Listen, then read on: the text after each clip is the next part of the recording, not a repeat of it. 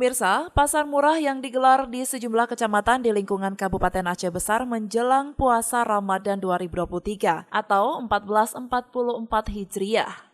Pasar murah ini juga dalam rangka pengendalian inflasi serta menstabilkan pasokan dan harga pangan di tengah-tengah masyarakat. Masyarakat sangat antusias menyambut adanya pasar murah yang digelar oleh pemerintah. Berbagai kebutuhan bahan pokok diserbu masyarakat dengan harga lebih murah dibandingkan dengan harga pasar.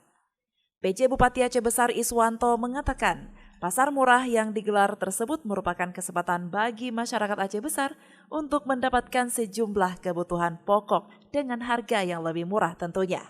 Dalam rangka penanggulangan atau penanganan inflasi dan persiapan bulan suci Ramadan, dan bersyukur kita hari ini kembali diberikan kemudahan oleh pemerintah Aceh dan Dinas Pangan kembali melakukan aksi untuk penguatan ekonomi masyarakat di Kabupaten Aceh Besar.